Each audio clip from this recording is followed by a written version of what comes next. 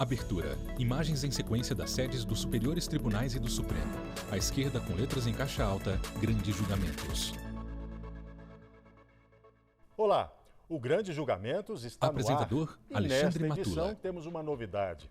A partir desta semana, você também vai acompanhar importantes julgamentos dos tribunais do país. E quem estreia é o Tribunal Superior do Trabalho.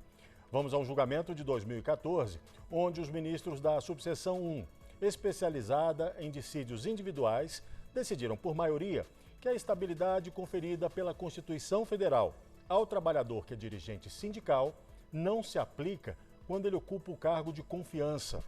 A subseção é composta por 14 ministros e é o órgão revisor das decisões das turmas e unificador da jurisprudência do TST. O caso chegou ao TST em um processo movido por um dirigente sindical. Ele foi demitido do cargo de superintendente do Serviço Nacional de Aprendizagem do Cooperativismo no estado do Piauí, a SESCOP.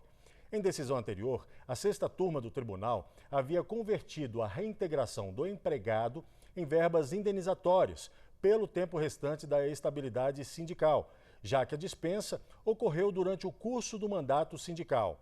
A entidade piauiense recorreu e conseguiu reverter a decisão. Vamos ver como foi o julgamento. O ministro Márcio Eurico Vitral Amaro foi o relator do processo. Decisão da Márcio Eurico Vitral sexta Amaro, turma, ministro do TST. e conheceu do recurso de revista da 15 de maio de reclamada por 2014. divergência e no mérito deu-lhe parcial provimento para converter o direito, o que seria o direito do reclamante à reintegração no emprego, em indenização e computou para esse efeito o tempo restante de estabilidade, já que a dispensa ocorreu durante o curso do mandato, com salário condizente com o primeiro cargo efetivo, ou seja, o cargo efetivo de salário mais elevado na organização da empresa, conforme se apurar em liquidação. O relator votou no sentido de conhecer os embargos da SESCOP para dar-lhes provimento. Eu conheço dos embargos por divergência jurisprudencial. Eu aresto transcrito as folhas 509 e 513 revela divergência específica, Márcio Eurico pois em Vitral consonância Amaro, com a tese de ministro do TST. incompatibilidade entre a garantia de emprego em função de confiança 15 de maio de e a estabilidade 2014. sindical. Essa é a tese, esse é o tema.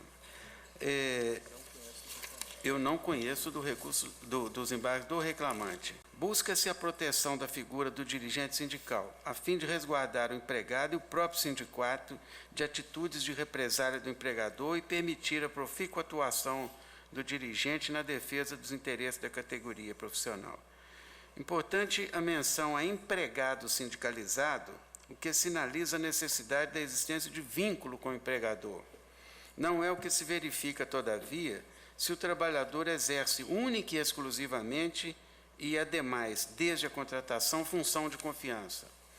Para esse caso, aplica-se o disposto no artigo 499 da CLT. Não haverá estabilidade no exercício dos cargos de diretoria, gerência ou outros de confiança imediata do empregador, ressalvado o cômputo do tempo de serviço para todos os efeitos legais.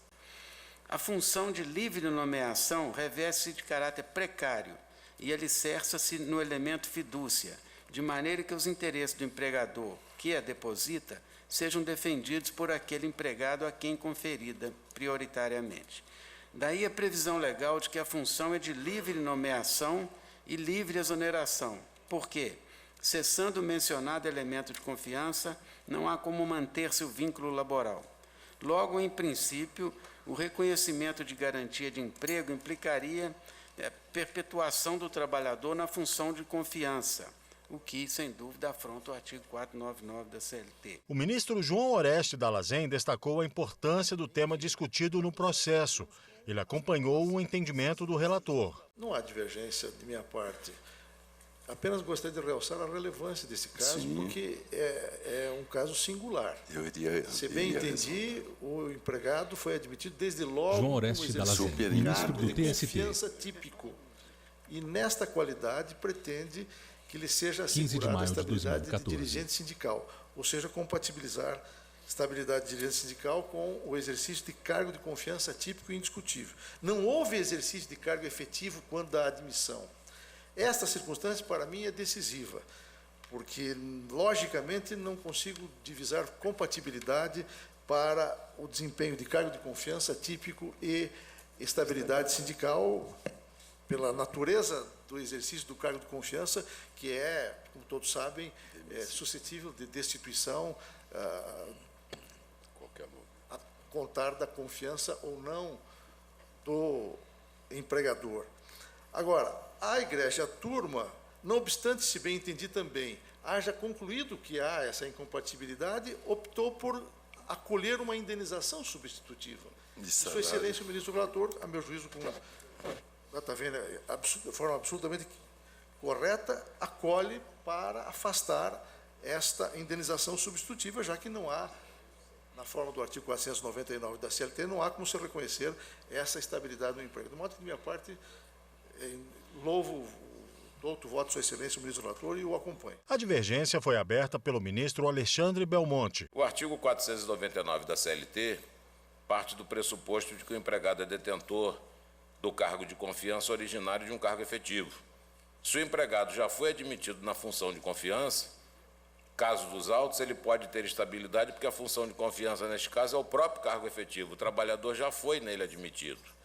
Assim, já tendo sido admitido no cargo de confiança, não incide o óbice do artigo 499 da CLT, que, aliás, não é aplicável ao dirigente sindical, porque é direcionado ao detentor de estabilidade decenal. Entendo por essas razões que não há impedimento para o exercente do cargo de confiança, nestas circunstâncias, destes autos, exercer o mandato de dirigente sindical. 2014. Entendo, por tais razões, que a decisão da sexta turma, ela deu, diante das circunstâncias, a melhor solução que poderia ter dado a hipótese. Por isso, peço todas as vênias a Sua Excelência, o ministro Márcio Eurico, para conhecer dos embargos e, no mérito, negar-lhes provimento. Estou me referindo aos primeiros embargos. O então presidente da Corte, ministro Barros Levenhagen, fez uma breve intervenção para ressaltar sua discordância com a decisão tomada anteriormente pela sexta turma da Corte. O que me chama a atenção, antes de Ministro Barros Levenhagen, presidente do TST. A decisão embargada, 15 de maio de 2014. Tudo quanto disse Sua Excelência, o ministro Márcio Eurico. E para tentar contornar esse impedimento, ela defere salários de cargo efetivo que ele nunca exerceu. Como é que eu vou deferir um salário de cargo efetivo que sequer existe? Isso é apenas uma consideração. Eu indago dos colegas, se houver algum destaque, se há quem adira à divergência, se houver, eu tomo os votos individualmente. O ministro Augusto César de Carvalho seguiu a divergência. Ele argumentou que o caso comporta a aplicação do artigo 499 da CLT. Há uma peculiaridade nesse processo e, por Augusto essa razão, César Leite de Carvalho, ministro do no TST. âmbito da sexta turma, eu optei 15 de maio de por 2014. juntar voto convergente com o relator, explicando as razões pelas quais eu entendia que nesse caso que esse caso comportava a ponderação. Tal como já se referiram todos até aqui, me parece que é possível mesmo fazer incidir o artigo 499 da CLT, que trata da estabilidade definitiva, da estabilidade decenal, para esses casos de estabilidade provisória, dada a característica da investidura em cargo de confiança, que é sempre investidura em caráter precário. Me parece que o que há de mais relevante no julgamento dessa causa até este momento é que essa proteção especial ao dirigente sindical, ela existe a ponto de se fazer necessária a sua ponderação, mesmo quando se trata de exercício de cargo de confiança, nas hipóteses, como me pareceu ser a presente, em que essa condição mais elevada desse trabalhador não foi considerada, considerando-se, isso sim, o exercício do mandato sindical, para efeito como causa para a dispensa. Então, são essas as razões, e reconhecendo a judiciosidade dos fundamentos até aqui trazidos pelo ministro Márcio, pelo ministro João Oreste Dallazen, eu me ponho também em rota de divergência. Eu acompanharia a divergência aberta, portanto, pelo ministro Alexandre Belmonte. O relator manifestou-se novamente, comentando sobre a decisão recorrida, a qual discordou no voto. Eu gostaria de me reportar Márcio Eurico Vitral Amaro, ministro do TST. Proferido pela colenda da sexta turma, 15 de maio de 2014. Quando o relator diz que fica parcialmente vencido no que diz respeito. Ele diz que, em razão de o reclamante ter ocupado desde a contratação o cargo de superintendente, a reintegração não poderia ser determinada no cargo efetivo. Sim. E ele vem dizer, não obstante, a douta maioria ponderou ser precária a investidura em cargo de confiança ocorrida desde a contratação, sem a possibilidade de reversão ante a inexistência de um cargo efetivo. Daí que passaram para a construção de uma indenização. Mas é precaríssima. Sim, está bem claro. Não só a investidura, como a própria estabilidade. Incompatibilidade uma e outra. Precária a investidura e incompatível com a estabilidade. O voto seguinte coube ao ministro José Roberto Freire Pimenta. Seguiu acompanhando o voto divergente, ressaltando o princípio da prevalência das normas constitucionais. Avançando. José Roberto Freire Pimenta, ministro do TST. O que me preocupa é o seguinte: se tratasse de aplicação 15 de maio de sistemática 2014. ou conjunta de duas normas de igual hierarquia, como foi antes de 88, a solução que o ministro Márcio Eurico está defendendo me seria absolutamente pacífica, aceitável. O que eu estou dizendo? É que quando a garantia assegurada aos dirigentes sindicais pelo artigo 543 da CLT estava no mesmo plano do artigo 499, eu acho que seria muito razoável entender que o artigo 499 afastaria essa garantia àquele empregado que nunca exerceu cargo efetivo. Mas quando essa garantia ao dirigente sindical é elevada ao patamar constitucional, essa garantia tem uma mudança qualitativa. Ela sobe na hierarquia das normas e ela passa a ter preeminência. Isso, no campo do direito constitucional, é muito conhecido. Quando uma norma infraconstitucional ela muda de patamar e sobe a garantia constitucional, ela tem que ser interpretada de maneira mais intensa, com a aplicação do princípio da prevalência das normas constitucionais, da prioridade dada às normas constitucionais no ordenamento jurídico como um todo. E parece que foi isso que levou o ministro Maurício Delgado, como relator, a se esforçar no sentido de não esvaziar de sentido e de aplicação, no caso concreto, esse preceito constitucional, que assegura os empregados que exercem mandato sindical, que protege esses empregados das retaliações naturais que o empregador haverá de praticar contra o livre exercício do mandato sindical. Portanto, e parece que essa notícia consta do voto convergente do ministro Augusto César. A dispensa aqui, no caso, segundo o ministro Augusto César, no seu voto convergente noticia, foi em função do exercício do mandato sindical. E isso, data vênia, não pode ser ignorado. Por isso, senhor presidente, quando há essa mudança qualitativa, não se pode simplesmente esvaziar de sentido, no caso concreto, o artigo 8º, inciso 8º da Constituição. E temos que dar uma solução prática para esse problema. Uma das soluções é realmente dizer que não há proteção. E é essa solução que está sendo preconizada, com fundamentos muito sólidos. Mas a outra é a solução que já foi dada ao caso pela Egrégia Sexta Turma, por sua composição majoritária.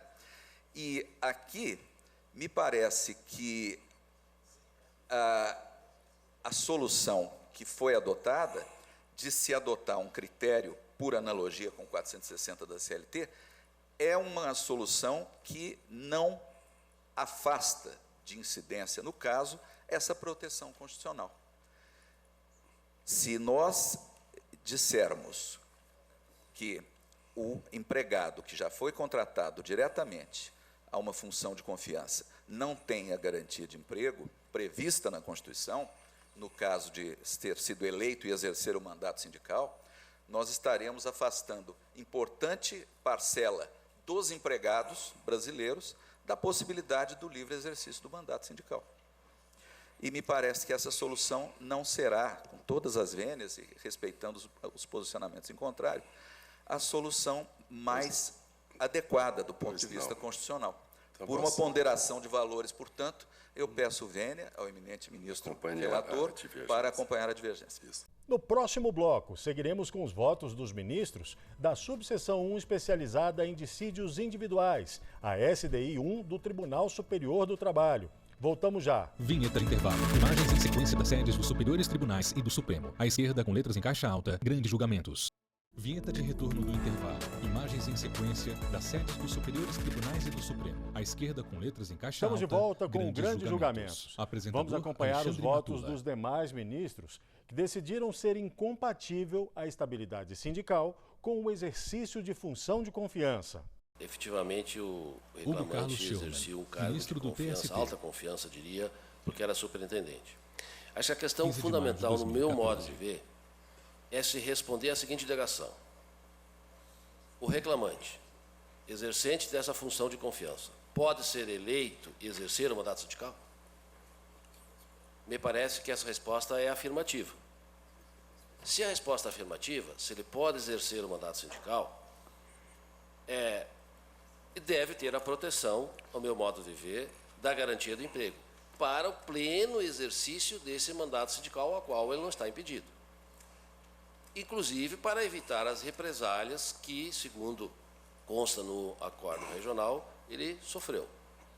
Então, se ele deve ter essa proteção, no meu modo de ver, com a devida toda a vênia, eu acompanho a divergência. E destaco que a solução que foi dada para a indenização, no meu modo de ver, é a melhor solução, até invocando, como o acórdão da turma invoca, o artigo 460 da CLT, para se achar um salário para fins de cálculo.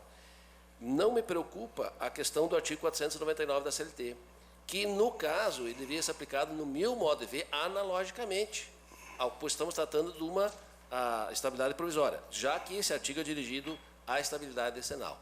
Então, com esses breves fundamentos, senhor presidente, mais uma vez pedindo vênia aos entendimentos em contrário, eu acompanho a divergência. O próximo a votar, ministro Renato de Lacerda Paiva, acompanhou o relator. Para ele, não há possibilidade de um cargo de superintendência vinculado à confiança do empregador gozar da estabilidade conferida ao dirigente sindical que representa os subordinados. A questão que eu coloco Renato é a seguinte: de Lacerda Paiva, qual é ministro do a TST, destinação de um 15 dirigente de maio de sindical? 2014. Qual é a finalidade? Por que a estabilidade? Para defender os interesses da categoria. Ou seja, ele está, neste conflito capital-trabalho, ele está nitidamente fincado na categoria profissional. E o cargo de superintendente? É exatamente o oposto. Nesta relação capital-trabalho, ele está fincado no empregador. Ele exerce o poder de direção por delegação do empregador. Como é que ele pode, ao mesmo tempo, exercer o poder de direção e, ao mesmo tempo, defender o interesse da categoria profissional? Eu não vejo. Eu nem invocaria o artigo 499 da CLT. Eu penso que essa incompatibilidade é lógica. É lógica. Não vou às teorias, não vou ao texto de lei. É uma incompatibilidade lógica. Como é que eu vou assegurar uma estabilidade no dirigente sindical para ser reintegrado ou receber um salário de superintendente, que é exatamente o seu oposto?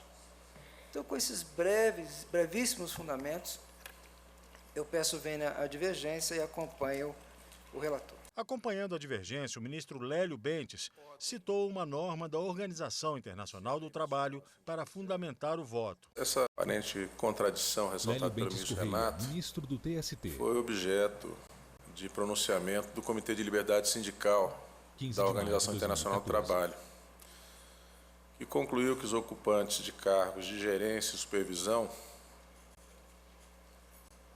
podem, se a lei nacional assim dispuser, se organizar num sindicato específico, tendo em vista essa possível contradição com os interesses dos empregados de menor hierarquia.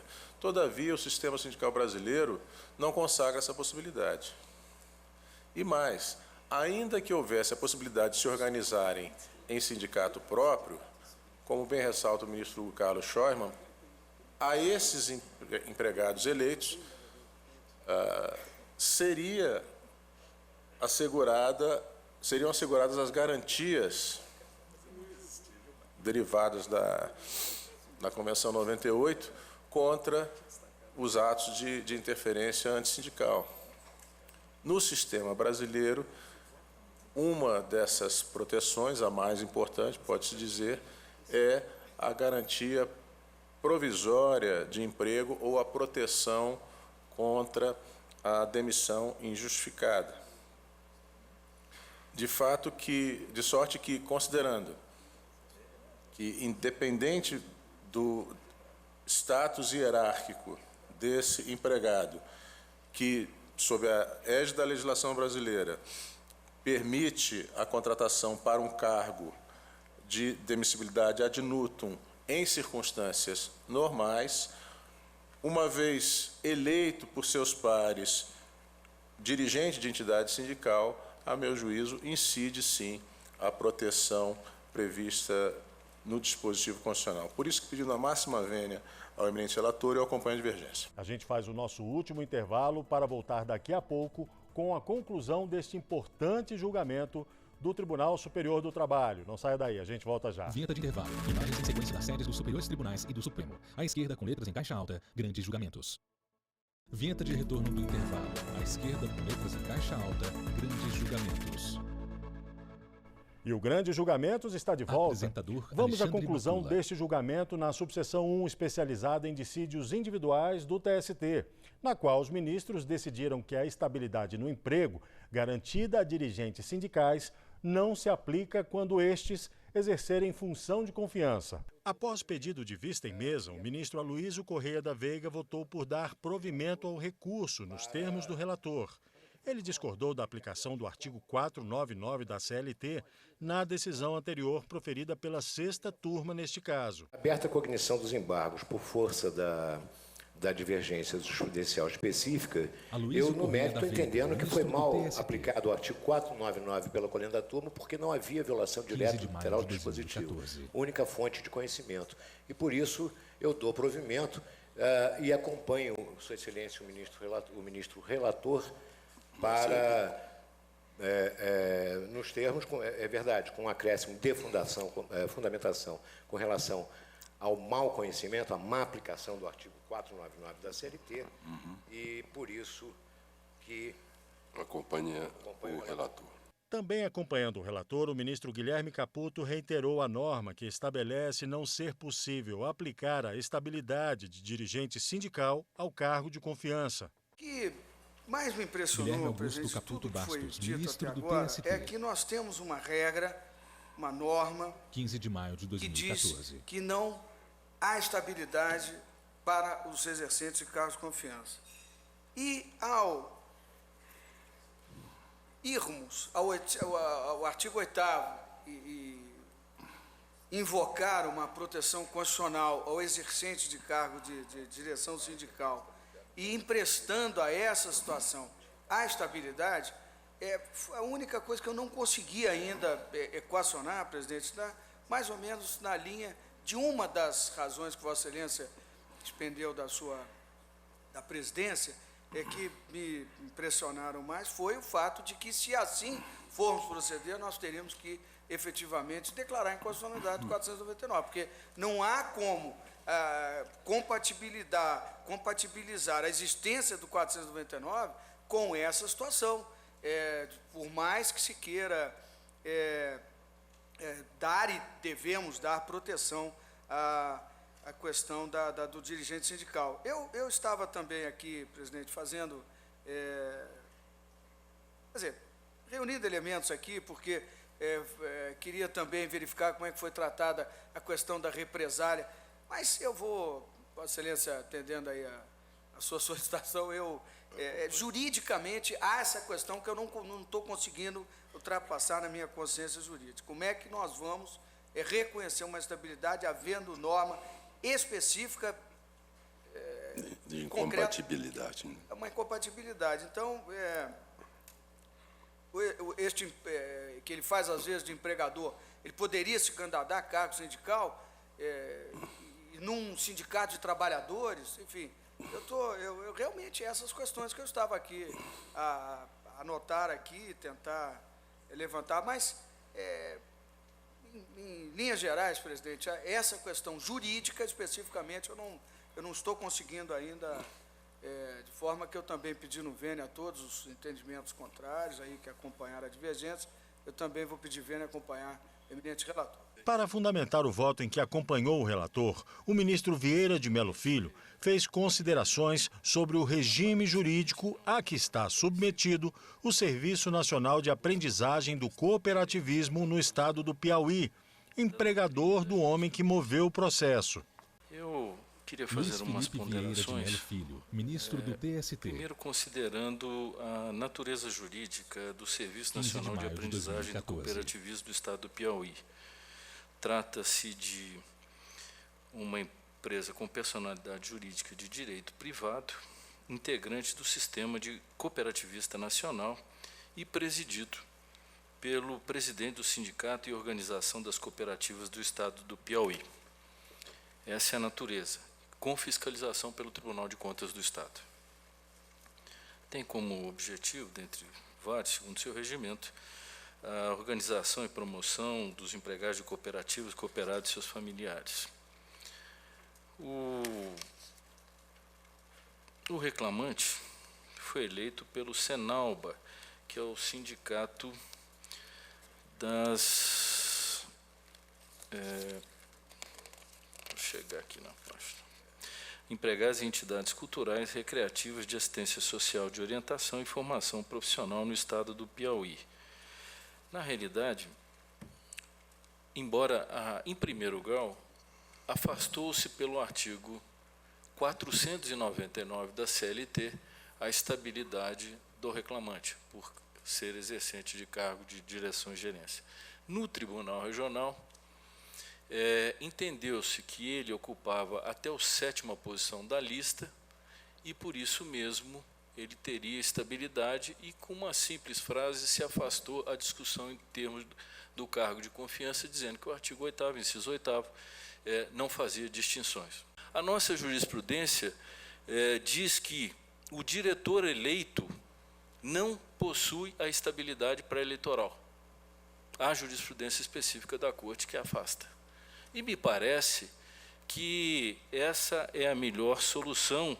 Obviamente, um caso extremamente controvertido, pedindo vênia aos eminentes colegas que entenderam em sentido contrário, porque a função dele, inclusive ele confessa aqui pelo regulamento, era a função de condução, de direção de atividades do sindicato. O voto final coube ao então presidente, ministro Barros Levenhag, que também seguiu o entendimento do relator para formar a maioria e indeferir a estabilidade sindical ao empregado que exercia cargo de confiança. Eu assinalaria um fato ministro Barros Levenhag, que soaria muito estranho. Aquele que é admitido para um cargo de confiança, sem nunca ter exercido um cargo efetivo, nós asseguramos essa estabilidade, quando se diz que são incompatíveis entre si. E se eu remeter ao artigo 8º, para desdizer o que a norma posta diz, eu volto àquele assunto, nós estamos declarando a inconstitucionalidade. Eu posso dizer que o 499 foi recepcionado parcialmente, não na estabilidade decenal, mas na incompatibilidade, está recepcionado parcialmente. Agora, nós vamos criar um precedente aqui extremamente constrangedor. Eu já entro num cargo de confiança, não exerço cargo efetivo algum, e com essa peculiaridade, embora não esteja nos autos, e eu sempre me atenho aos autos, aqui no caso do acórdão recorrido, como eu reconhecer uma estabilidade provisória mediante pagamento de um salário de um cargo inexistente e nunca exercido. Mas vou dispensá-lo de maiores considerações, porque as considerações muito mais doutas já foram feitas pelas duas correntes que abrilhantaram essa decisão, para me permitir acompanhar o voto do relator, por sinal, brilhante voto. E o Grande Julgamentos fica por aqui. Você também pode acompanhar a nossa programação no site da TV Justiça na internet ou no nosso canal no YouTube, o endereço TV Justiça Oficial. Até o próximo programa. Tchau. Créditos finais. Direção Betânia Vitor Veiga. Produção Caio Baltazar. Cabelo e maquiagem Helene Neres. Figurino Thalita Oliveira. Apresentação Alexandre Madura. Roteiro e edição de texto Luciane Chaves. Cinegrafia Lúcio Ribeiro. Assistência técnica do Zenildo Júnior. Iluminação Luiz Moura e Ítalo Cândido. Operação de áudio Jordan Alves. Edição de pós-produção Taione Alencar. Videografismo Leonardo Veloso. Audiodescrição visual. Roteiro Caio Leão. Narração Vinícius Souza. Núcleo de programação Rosa Wazi. Núcleo técnico Fábio Guedes. Núcleo de produção de programas Flávia Soledade. Supervisão Coordenadoria de Gestão da TV e Rádio Justiça. Secretaria de Comunicação Social STF. Realização TV Justiça Essencial 2021.